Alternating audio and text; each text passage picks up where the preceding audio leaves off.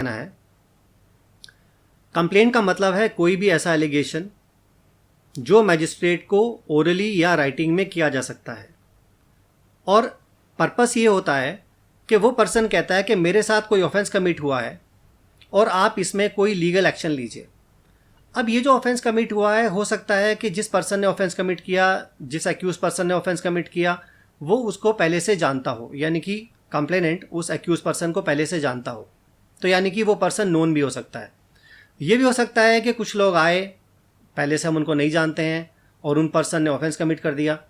तो ऐसा कभी ज़रूरी नहीं होता कि जिसके खिलाफ कंप्लेंट लिखवाई जा रही है या एलिगेशन लगाया जा रहा है उसको हम पहले से जानते हों, वो लोग अननोन भी हो सकते हैं। तो कंप्लेंट का मतलब है वो एलिगेशन जो हम ओरली या राइटिंग में मजिस्ट्रेट को करते हैं, और हमारा पर्पस इसलिए होता है, हमारा ऑब्जेक्टिव ये होता है कि मजिस्ट्रेट इस कोड में, हमारे सीआरपीसी में, उस एक्यूज पर्सन के खिलाफ, वो पर्सन जो नोन है या अननोन है, उसके खिलाफ कोई एक्शन ले जिसने वो ऑफेंस कमिट किया है।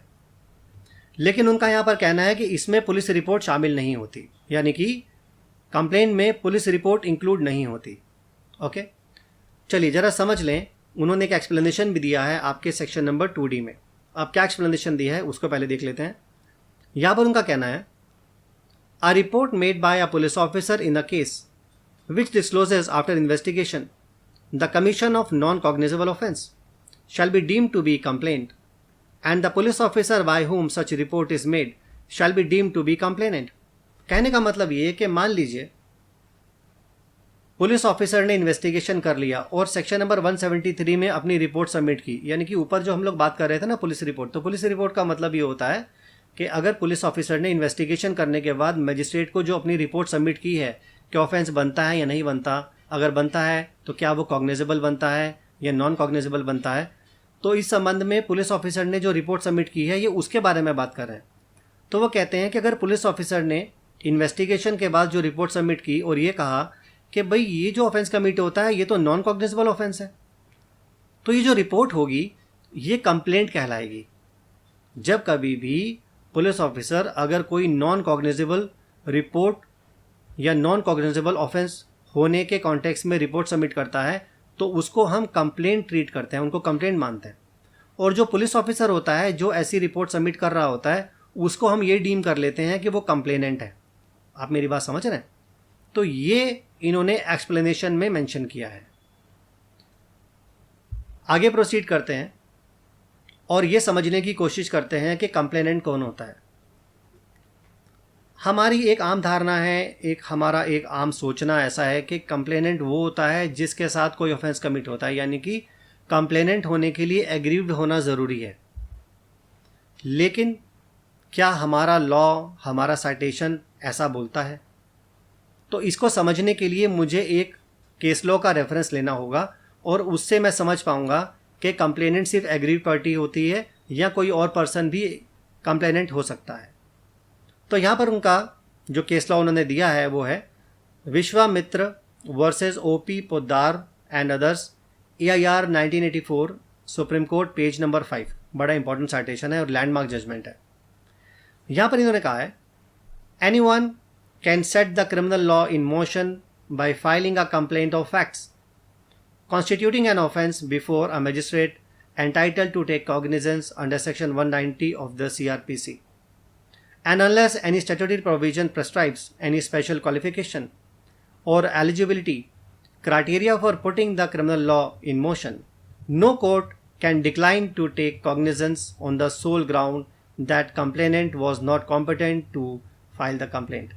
Section 190 of the code clearly indicates that qualification of the complainant to file a complaint is not relevant. Meaning thereby, अगर आप कानून को मोशन में लाना चाहते हैं, आप ये चाहते हैं कि कानून आपकी मदद करे, कोई ऑफेंस कमिट हुआ है और वो इन्वेस्टिगेशन करें या उसको सज़ा दे, तो इसके लिए ज़रूरी नहीं है कि एग्रीव्ड पार्टी ही आकर कंप्लेंट दे सकती है। वो कहते हैं कोई भी दे सकता है। अगर कोई ऑफेंस कमिट होता है तो कोई भी दे सकता है। मान लीजिए कोई विटनेस है तो वो जाके कह सकता है कि देखिए इस पर्सन के साथ ऑफेंस कमिट हुआ। कई बार आपने देखा होगा कि कोई पड़ोसी कंप्लेंट कर देता है कि ऐसा हुआ है, तो कोई भी पर्सन इन्फॉर्मेशन दे सकता है। ज़रूरी नहीं है कि एग्रीड पार्टी ही इन्फॉर्मेशन दें। लेकिन उन्होंने साथ में एक कंडीशन भी लगाई है, अगर कोई भी स्पेशल प्रोविज़न, कोई स्पेशल स्टैट्यूटरी प्रोविज़न किसी स्पेशल एक्ट में या किसी पर्टिकुलर एक्ट में मेंशन की गई है, तो फिर वही पर्सन कंप्लेंट फाइल कर सकता है जो एग्रीव्ड है, कॉमन पर्सन नहीं कर सकता। यानी कि जहां पर लॉ में स्पेशली मेंशन किया गया हो कि सिर्फ यही लोग कंप्लेंट कर सकते हैं, तो वहां पर तो वही लोग कंप्लेंट फाइल करेंगे जिनके बारे में लॉ में मेंशन किया गया है। अगर ऐसी कोई बात, कोई ऐसा कोई स्टैट्यूटरी प्रोविजन मेंशन नहीं किया गया है, तो फिर कोई भी पर्सन कंप्लेंट कर सकता है। ये मेंशन किया है उन्होंने Vishwamitra versus OP Poddar and others AIR 1984 supreme court page number 5 के केस लॉ में। चलिए आगे प्रोसीड करते हैं। मैंने आपसे कहा था कि आज के सेशन में मैं जो डिफरेंट अप्रोचेस होती हैं, एक स्टूडेंट की अप्रोच हो सकती है किसी चीज़ को देखने की, एक जूनियर एडवोकेट की कोई अप्रोच हो सकती है, और एक जज की अप्रोच हो सकती है। अब आप कहेंगे सर ये क्या अप्रोचेस हैं? देखिए, आमतौर पर लोग सोचते हैं कि यार पुलिस को कंप्लेंट कर दी। मैंने कहा नहीं, पुलिस को तो कभी कंप्लेंट होती ही नहीं है। पुलिस को तो हम सिर्फ एक इंटीमेशन देते हैं, एक इन्फॉर्मेशन देते हैं। अब पुलिस को क्योंकि हम इन्फॉर्मेशन देते हैं, इसीलिए उस दी गई इन्फॉर्मेशन को हम क्या बोलते हैं? First information report. और इसको अगर मैं एब्रिवेटेड फॉर्म में बोलूँ तो कैसे बोलूँगा? FIR। यानी कि पुलिस को तो दी जाती है FIR, और कंप्लेंट किसको करते हैं? मजिस्ट्रेट को करते हैं। तो अगर आप फ्यूचर में कभी भी ये बोलोगे कि मैंने पुलिस को कंप्लेंट की है, तो पुलिस को कंप्लेंट नहीं, ये बोलिए मैंने पुलिस को इंटीमेशन दी है। कभी भी ये मत बोलो मैंने पुलिस को कंप्लेंट की है, क्योंकि कंप्लेंट आप हमेशा मजिस्ट्रेट को करते हैं। और अगर आप लॉ स्टूडेंट हैं और ऐसा ब्लंडर कर रहे हैं, तो मैं समझता हूँ कि you are doing a wrong thing. You understand? चलिए ज़रा समझ लें कि वो कौन से ऐसे की पॉइंट्स हैं जो FIR को और कंप्लेंट को दोनों को डिफरेंशिएट करते हैं। मैंने 2 कॉलम्स बनाए हैं। लेफ्ट साइड पे मैंने मेंशन किया है FIR और राइट साइड पे मेंशन किया है कंप्लेंट। सभी को, दोनों को मैं 1 बाय 1 एक्सप्लेन करने की कोशिश करूंगा। पहले FIR को देखते हैं। It is an information which is given by any person to police in relation to an offence. हाँ, बिल्कुल सही बात है।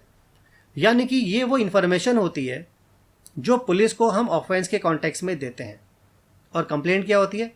Complaint is an allegation which is made orally और writing to the magistrate with the view to his taking action under the code. यानी कि CRPC में section number 2D में जब हम कोई भी एलिगेशन मजिस्ट्रेट के सामने करते हैं, बोलते हैं कि साहब हमारे साथ ऐसा हुआ, इस पर्सन ने हमारे साथ ऑफेंस कमिट किया है, आप इसे पनिश कीजिए, तो ये होती है कंप्लेंट। अब सवाल ये उठता है कि FIR का प्रोविज़न कहाँ दिया है? देखिए, जहाँ तक पुलिस को इंटीमेशन देने के बारे में बात की गई है, हमारे पास 2 प्रोविज़न है। एक तो प्रोविज़न है सेक्शन नंबर 154 CRPC और दूसरा है 155 CRPC। अब यहाँ पर मैं 155 को डिस्कस डिटेल में इसलिए नहीं करूँगा क्योंकि वो रेलेवेंट नहीं है। 154 रिलेट करता है information in relation to cognizable offence, और 155 रिलेट करता है information in relation to non cognizable offence. यानी कि जब कभी भी कोई इन्फॉर्मेशन देते हैं आप और उसके बेसिस पर कोई संज्ञेय अपराध यानी कि कॉग्निजेबल ऑफेंस बनता है, तो पुलिस हमेशा जो रिपोर्ट, जो चिक काटती है, वो अंडर सेक्शन 154 CRPC में काटती है। और अगर पुलिस वालों को लगता है कि यार जो ऑफेंस के बारे में आप बात कर रहे हो, जो आपने लिख के दिया है रिटन रिपोर्ट में, वो नॉन कॉग्निजेबल ऑफेंसेस से रिलेटेड है, तो वो FIR नहीं काटती, वो NCR काटती है, जिसको बोलते हैं नॉन कॉग्निजेबल रिपोर्ट। तो नॉन कॉग्निजेबल रिपोर्ट और FIR में, दोनों में थोड़ा सा डिफरेंस होता है। FIR के बारे में बात की गई है सेक्शन नंबर 154 में, ठीक है, कॉग्निजेबल ऑफेंस के बारे में, वो हमेशा कॉग्निजेबल ऑफेंस के रिलेशन में होती है। लेकिन कंप्लेंट का जो प्रोविजन दिया गया है वो दिया गया है सेक्शन नंबर 2D में। ओके, चलिए इसका नेक्स्ट थर्ड पॉइंट देखते हैं। जैसे कि मैंने आपको बताया, FIR जो है वो कॉग्निजेबल ऑफेंस से रिलेट करती है, और कंप्लेंट जो होती है वो कॉग्निजेबल से भी रिलेट कर सकती है और नॉन कॉग्निजेबल से भी रिलेट कर सकती है। अब नेक्स्ट पॉइंट पर आते हैं। नेक्स्ट पॉइंट है हमारे पास 4th point, it can be registered only in the format as prescribed by the law. और जो कंप्लेनेंट होती है उसके लिए हमारे पास कोई पर्टिकुलर परफॉर्मेट नहीं होता है, और लॉ में उन्होंने कोई परफॉर्मेट प्रेस्क्राइब किया भी नहीं है। यानी कि जब कभी भी FIR लॉज होगी उसके लिए एक पर्टिकुलर परफॉर्मेट होगा,